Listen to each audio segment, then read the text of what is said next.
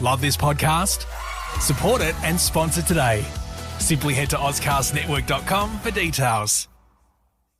In a world where everyone says hello, they dare to say, g'day. Yeah, g'day. Yeah, good day. Yeah, g'day. Yes. Good day. Yeah. G'day. Yeah. G'day. Yeah. Yeah. Good day. Wow, wow. Yeah. Good day. G'day. Hey. Yeah. G'day. Yeah. G'day, Tim. Yeah, g'day, Leon. Yeah. G'day, everyone. Yeah, g'day, everyone. Welcome to Yeah G'day, the complete guide to Australia, where Tim and Leon, your hosts, guide you through, you've guessed it, Australia. Yes, That all around Australia. All around it. Welcome to the new sound, the sound of the future. I have to sit up so I can see you. I know, it's kind of... Otherwise, I have to look at you. It's upsetting. So Tim, as was mentioned last week, I have now moved abodes, and Tim is in the process of moving abodes. And so we're in the new recording studio. Now, is it the ideal location for recording? I would say yes, because right now there's a good amount of echo coming off all the walls, and we have some ambient sound of cars on the main road. The constant buzz of a never-ending stream of cars. Yeah. Make sure that there's always a little bit of extra in our episodes, and that's why you come back to us. That's why you're here. We offer you a little bit more bang for your buck. Bang for your buck. And even better, it's free. Yeah, and if you're lucky, you'll hear a car accident, which will be a real bang. Yeah. Oh, shit, my car. Also, Tim and I in the old setup, it was kind of like, I guess there was a bit of an angle to it. And there was a bit more distance. We're exactly 2 microphone boom lengths away from each other. And staring. and dead on. Then I have to sit up because otherwise I end up behind the microphone. Well, because of how high your microphone stand is, when your eyes get through, it's like I'm talking to fucking Ned Kelly right now with a tiny pop filter as his bloody mask. Yeah. And because you're also in Elise's chair, which is really high. Yeah. She sits high. She's a tall lady. But that is... So that's basically just if there's any sounds that you don't enjoy or if the audio on this isn't good, get fucked, basically. Post about it publicly on the wall. Yeah, go post about it everywhere. Write a review about how bad the sound is. I don't care. But I'm also talking like quieter than I normally would because I can hear myself reverberating. Maybe next week it'll be a bit better. This is us... Just running at it. This is raw. Yeah. Well, it's also there's like fucking nothing in here. I just unpacked some books to try and get some kind of structure in here. And that's the episode this week. We just wanted to tell you where we're at. Yeah. And nice that's to all, catch up. What's up with you? It's all based in Australia. We're going to leave a 45-minute silence for you to tell us what you're up to now. That'd be confronting, a 45-minute silence in a podcast where you had to think about yourself. Yeah. Like, fuck that. I think that's kind of that. I can't think of... Because my week has just been moving, really. I did post about it on Facebook. I taught kids how to kick each other in the nuts this week. Safely. Congratulations. It was safe for me, at least. Yeah. No, I didn't get kicked. You're not in the getting nuts. kicked. It's always safe. Actually, here's the story. So I was teaching slapstick comedy. So I taught kids to slap, punch, and kick each other in the nuts was the pinnacle if they got that far. In the slapping process, no one got injured until the last day. The kids were doing the slapping. They were standing in 2 lines facing each other. Now, you'd think the person that would get injured is the person getting slapped. No, it was the person standing on the left of one of the other guys who had too much follow through and slapped that kid on the face. Sometimes it's too much slap. I was like, what do you mean you hit him? He's like, I just had too much follow through. I'm like, that's a lot of follow through. We're standing too close. I'm like, no, you're not. Like, you maybe you just wanted to wail on that kid and get away with it. Maybe you did, yeah. But I'm surprised there were no severe injuries, especially with the nut kicking. I did slow-mo nut kicking, drew a diagram and everything. You definitely took matters into your own hands, teaching slapstick to a bunch of boys. Oh, yeah, I've been stressed about it. And Yeah. I was waiting for like the nurse to have to come in. But no, we're okay. We're okay. Tim, Good to hear. anything for your week that you wanted to Oh, nothing I'd like to slide speak into about the publicly? in a public manner, no. Let's just say the shit show that is the end of the year has begun, and I'm feeling good about it, honestly. It's bloody November, and I'm feeling like it's Christmas. Yeah. We're 7 weeks to the end of the year, and I don't think there's any point in that 7 weeks where things are going to really just relax at all. So that's exciting. Yeah, no, I think everyone loves the end of the year because of how much stress it causes. Yeah.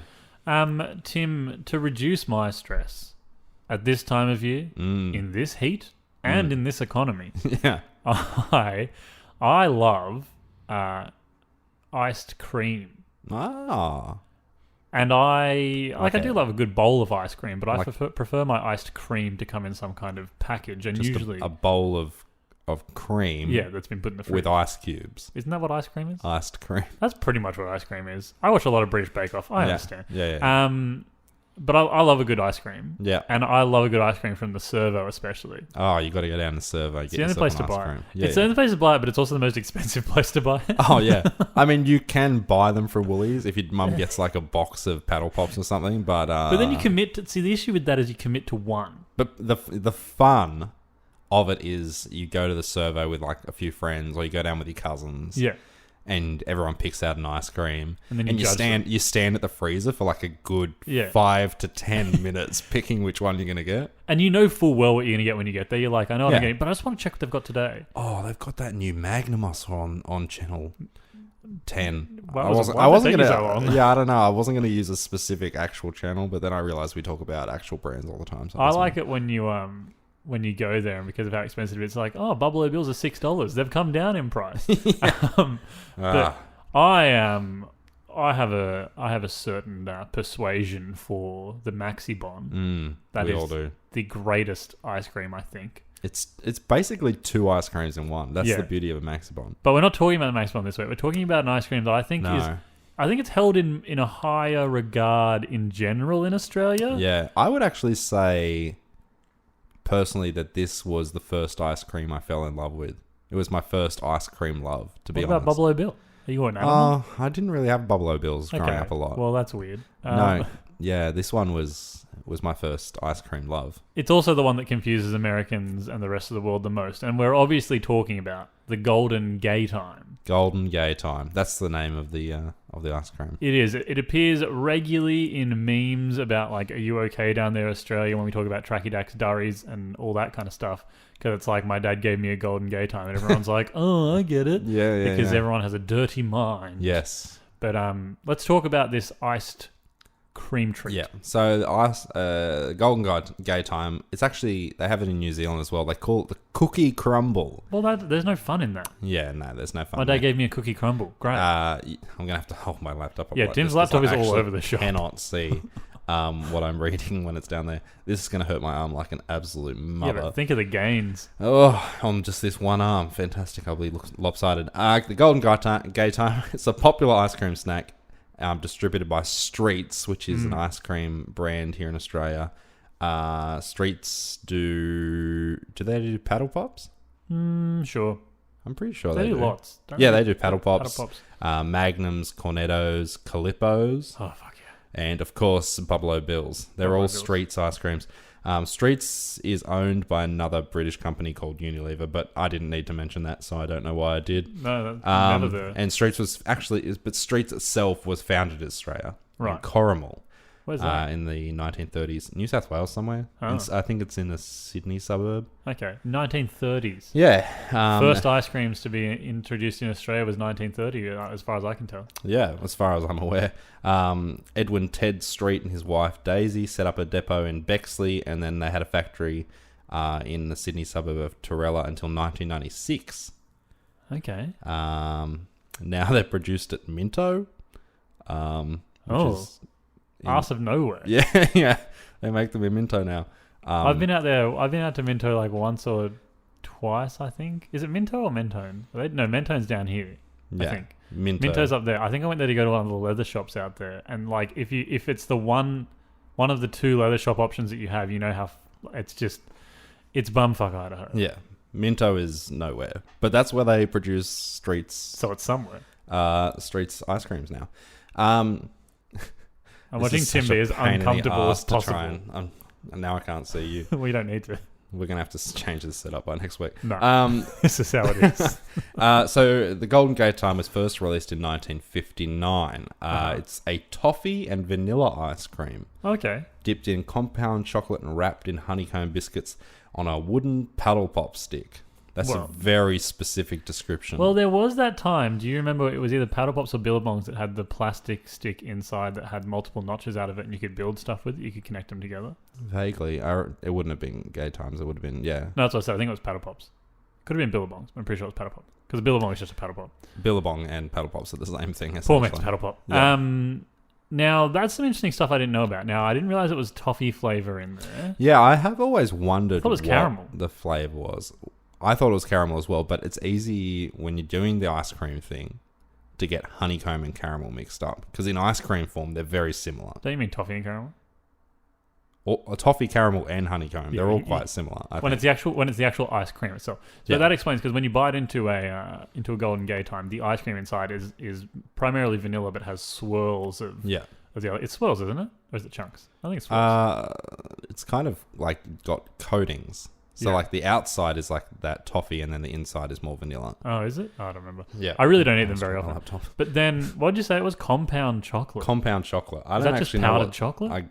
I don't know. It's like got a kind of chocolate coating around it, though. Yeah, but not a hard chocolate coating. No. And then honeycomb biscuit. I didn't know that was honeycomb. Yeah, I just thought that they were just like biscuits. I thought but apparently they're honeycomb flavored. I'll get into exactly what I thought there was, because what I thought they were is the reason I don't eat Gay Times very often.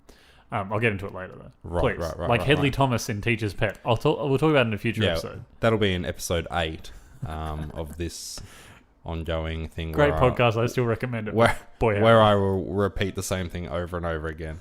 I don't love it, to be quite frank with you. But it is an interesting case. Moving on. Obviously, the name now has different connotations. Yeah. But it came about at a time earlier where, and I mean, gay still means happy, but it was the predominant meaning at that particular time. They could have changed it, but they decided not to. They kept that's the how name most as it names is. go, isn't it? Yeah. Rightio, mate. Could have fucking changed it, we didn't. So they seem to embrace what Wikipedia refers to as camp name. Yeah. In the 1980s, they have I don't know if this is a tagline they had before, but in the 1980s they had it. It's hard to have a gay time on your own. Yes. And the in-home boxes, so you can buy boxes of 4 or 6 of them, I think. Yeah. From Woolies or Coles. We're not favourites. We don't play favourites here. Any corner. No, not IGA. No, fuck that. 4 delicious chances to have a gay time. And that's the gay time, isn't it? Now they have released a new one lately. Yeah, so they started doing different flavors. I've been meaning to try the latest one. But over their history, they've actually had 25 different flavors. Really? Shit. Yeah. Let's run me through each of them in detail. So from like 1970, that's when they started doing different flavors. So past flavors have included strawberry shortcake. That would be good. Caramel nut. Well, that's just what it is, isn't it? Yeah, sort of. King chocolate, raspberry rough, choc orange, casada Roma, which I'm not sure what that is. Devil's food, which is like chocolate, which actually sounds pretty good. Yeah. And Turkish delight. And here's the thing. Shit. Here's the thing that I missed. The first Streets Golden Gaytime is not what we know of it now. Oh. So originally, it wasn't golden. It was a combination of ice cream, chocolate, and strawberry shortcake. Right, so that was kind of the original flavour. Yeah, and now the golden version that we know of now didn't start until 1970. That motorbike just really came in on that. Yeah, did you all hear that? Did you hear that motorbike? Because I'm going to go out there and take him down. So was it just a gay time originally, and then it became the golden gay time? Yeah. So I actually have a picture of the original ad, and you might be able to see it over there. Yeah, I can. It just says New Gay Time Wild Strawberry. Oh. I don't know if that's referring to like a new version of it, or if that's the original version of it. But how strange. It wasn't as we know it originally. I would have smashed a Turkish Delight one. If you brought that back, Gay Time Streets, I would kill a man for it. Yeah. I'd be interested in trying it. What's the ones that they have now? Well, then, I don't know. There's a honeycomb specific one. Yeah, isn't there a unicorn one, like a rainbow one, or is that someone else? But the main point of contention right now is there's the salty Gay Time. So yeah, they just started that. There's didn't some salt in there. Now I'm keen to try it, but I haven't seen it yet aside from the boxes, and I'm not committing to a box of 4 until I know if it's good, because it could be good, because I love salt in desserts. Yeah. But it also depends on where the salt is. Is it in the chocolate? Is it in the ice cream? Or is it in the biscuit? It's a difficult choice. Because a salty cracker on the outside would be nice. Yeah, right. I don't think it would make that big a difference to Yeah. me, to be honest. But they've become extremely iconic in Australia. And they have lent into the name Yes. quite hard, and people still make jokes here and there, even here in Australia, but like that's part of the appeal of them. It's part of the fun. The larrikin nature of the bloody Australian. Yeah. You can't take my gay times from me, mate. No. PC First time culture. I remember having one was in Tasmania. I went down there for my my dad's cousin's wedding or something, and that's where I remember having it for the first time. Loved it. How old That's were all you? I would used to get. I would have been like maybe 5 or 6, something like that. Right. Yeah. I Used to get them all the time. I don't think I had one until much, much later, because I don't. It depends. Mum will be able to tell us if I had one, but I don't remember having it for ages. And then I had it, and I was like, yeah, I guess it's pretty good. Here's the reason I don't love them. Also, I did make a comment about PC culture before, because undoubtedly someone has tried to change the name Oh, I'm sure they've tried because many times. probably some religious group. Yeah. You can't say that. Yeah. Well, we are. The reason I don't like them is that the biscuits on the outside, I guarantee you could get it fresh off the press. Yeah. They're stale. No. They're always stale. Here's what you don't They've understand. always been stale. when you first get them. So it's, the weird thing about biscuits, which we have discussed before, bread when it goes stale it gets hard, but biscuits get soft when they Correct. go stale, which is some kind of weird thing Some wizardry. that I've never been able I to think work someone out. explained that for us. Somebody I Googled did it. explain it to us. It's something to do with the oxidization and the way that there's like bicarb in biscuits, but not in something like that. Some weird shit. I like a stale biscuit. I like a stale biscuit too, but I don't like the stale biscuit, because the stale biscuit that's on a Gaytime, it's like stale shortbread or some shit. Like, it's not good stale biscuit. That's what made me fall in love with it, to be honest. Okay, so That's- your reason for yeah. loving it is the reason I don't like It was them. delicious, and I don't know what it is, but I love it. Because you get it initially, it's quite frozen, right? Yeah. So you eat it, blah, blah, blah. But as it melts, it kind of gets a little bit watery, and they start to go a little bit softer. Yeah. That's prime gay time, eating time. I don't know. I just don't like them that much. They're not bad. Yeah, right. No, But you do you, mate. You do even you. though we're doing this episode, I probably will not go buy one for the point of being like, oh, I'm eating one for the episode. I kind of I'm want one now. Well, yeah, I think we're going to get ice creams after this. That's Yeah, for sure. I kind of want one. But Yeah. I'll have a salty one whenever I can come into one of those. It's just, and because we bought there was a time that we could buy the tin of the biscuit pieces. Yeah. And I think you can still buy them. Yeah, we bought them, and then because you just put it on your own ice cream, make your own Gaytime. But even those are stale. I was like, can we show me stale bit?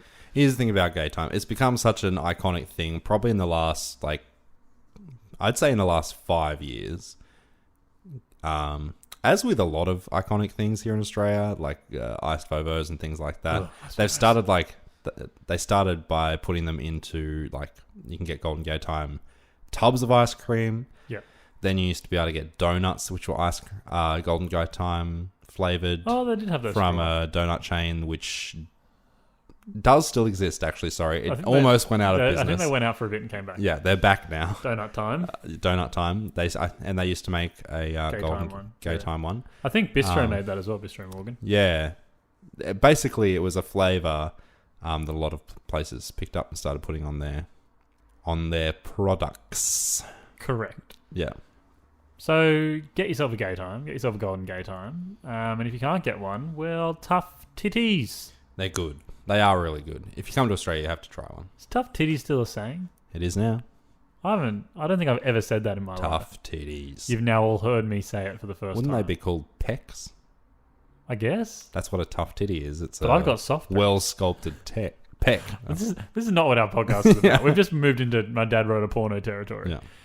Tim, I've got a dad vice here. Oh, okay. A dad vice for the first time. Where are you going to put that laptop, hey? Where are you going to put that? I guess I'll You're just gonna- hold it at my side like You this. can put it on the ground. I'm just letting the listener know that Tim I've can't got wait. nowhere to put anything. Here it is. Here's the dad vice. Dear Tim and Leon, My name is Finn, and I am a long-time listener, first-time writer-innerer. As the weather begins to heat up, I have been treating myself to a Maxibon every few days. Every few days, okay. Nothing beats the combination of chocolate-covered ice cream and an ice cream sandwich in one delicious treat. He's right. He's 100% on the money. Finn's a man of the people.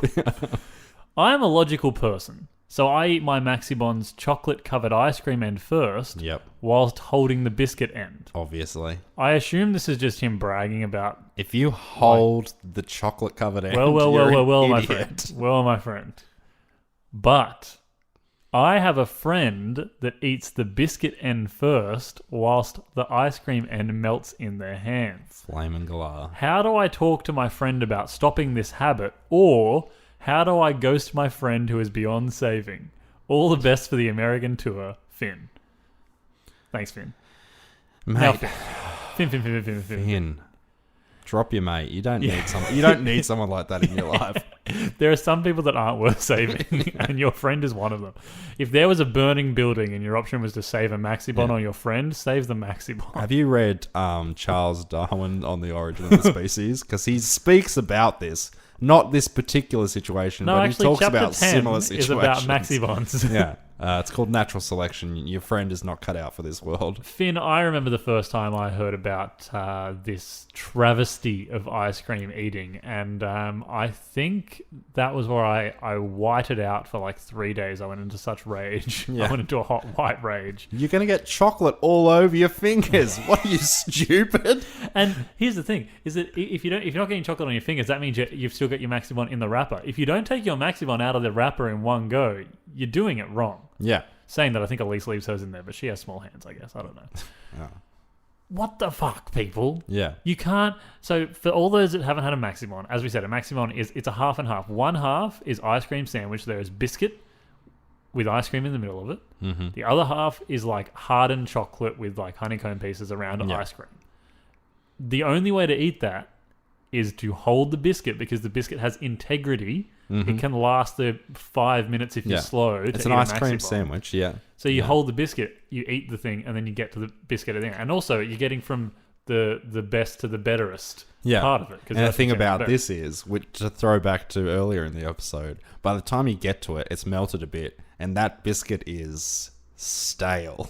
Yeah, the difference is a stale Maxibon biscuit is far superior to a stale. Yeah, it's constructed in a way where it's meant to be. It's like chocolate biscuit as well. It's kind of a biscuit, but it's kind of a cake, sort of. Yeah, it's weird rubbery. Anyway, there are people in this world who, whether with the packet on or not, I like to imagine these numpties without the packet on, hold the extremely meltable chocolate end. Oh my god! Even if you've got the wrapper on, it's still going to melt, and you're ruining the structural integrity of the biscuit and the fucking...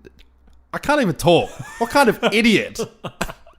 Just don't even bother with this. them. This is like... Finn. Let's put it in some other context that people understand. It's like getting a Dagwood dog or a corn dog or something, where they put the tomato sauce or the ketchup on the top, and you grab it by the ketchup and you put the stick in your mouth first. Yeah, or getting a 50-cent cone from McDonald's and holding the ice cream and eating from the cone down. It's like getting a chocolate sundae from Macca's and shoving your hand inside and biting on the plastic. You fucking idiots. Why would you ever do this? It's like getting a 50-cent cone from Macca's and paying the extra 50 cents to get a flake in it and then holding the flake and eating the bottom of the ice cream. You fucking...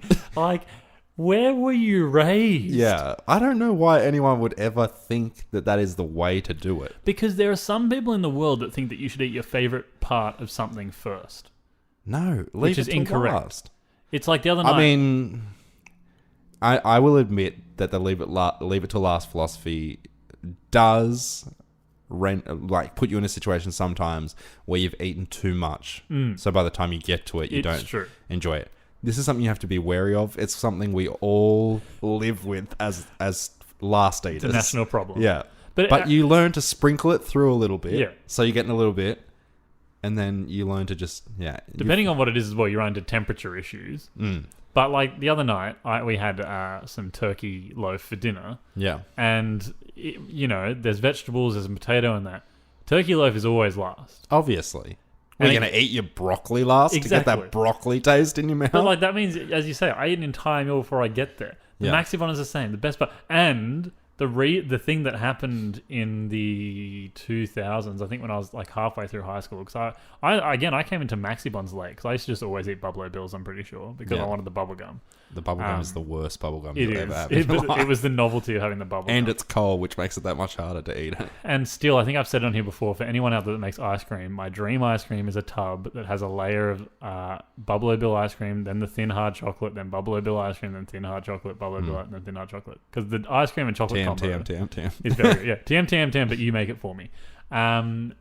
The thing that came out in the 2000s, I think, which was bringing it out because I think it existed in the past, was the Monaco bar, which was just ice cream sandwich, but it was just the ice cream sandwich section of a Maxibon. Yeah, you can get those. Even you can like Bulla makes like an ice cream sandwich, which is that. Yeah, but this was the same company.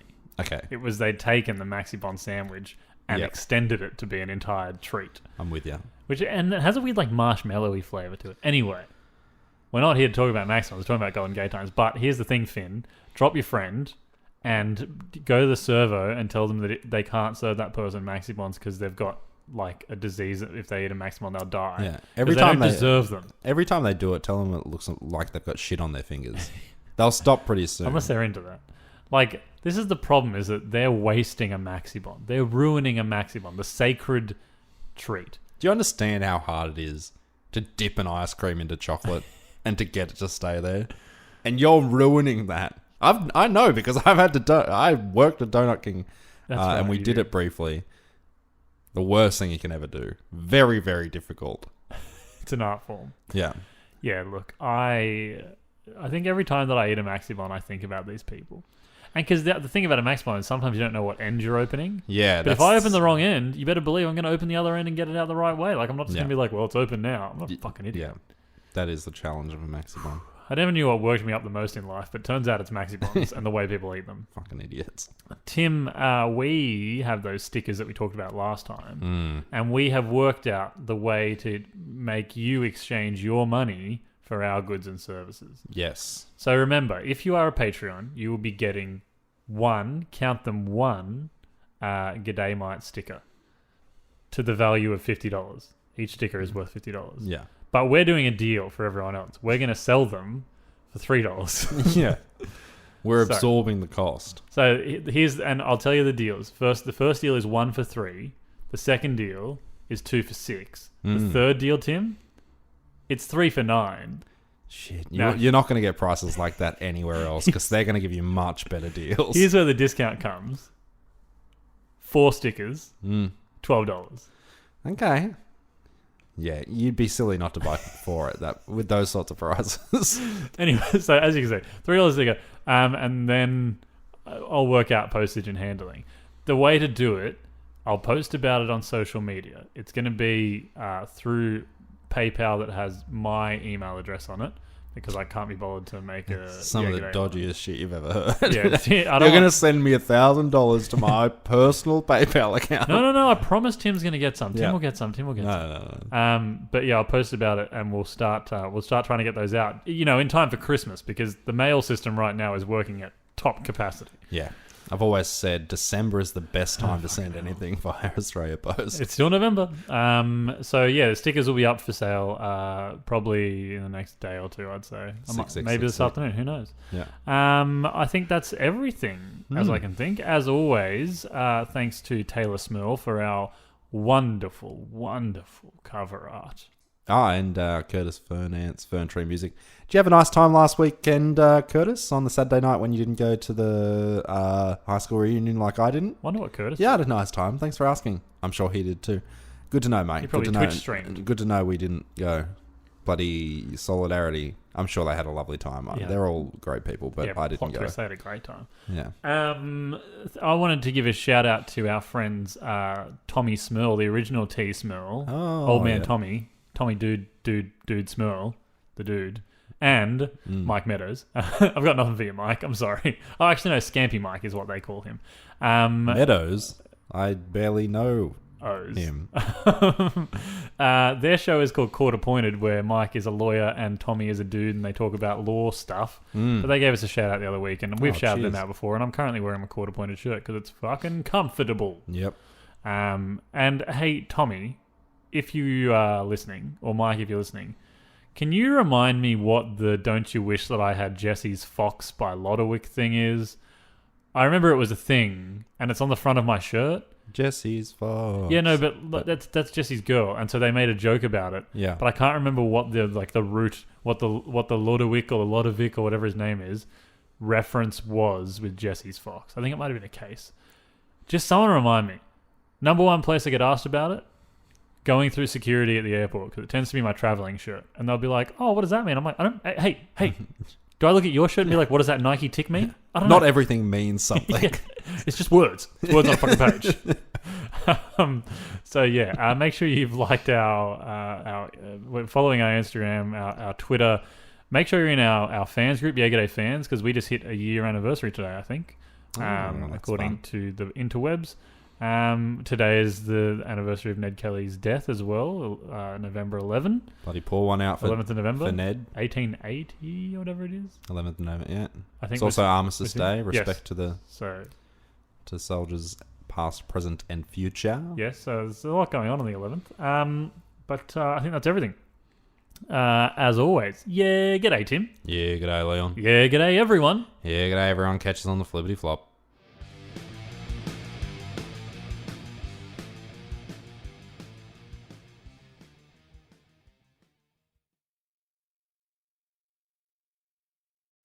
Love this podcast? Support it and sponsor today. Simply head to AuscastNetwork.com for details.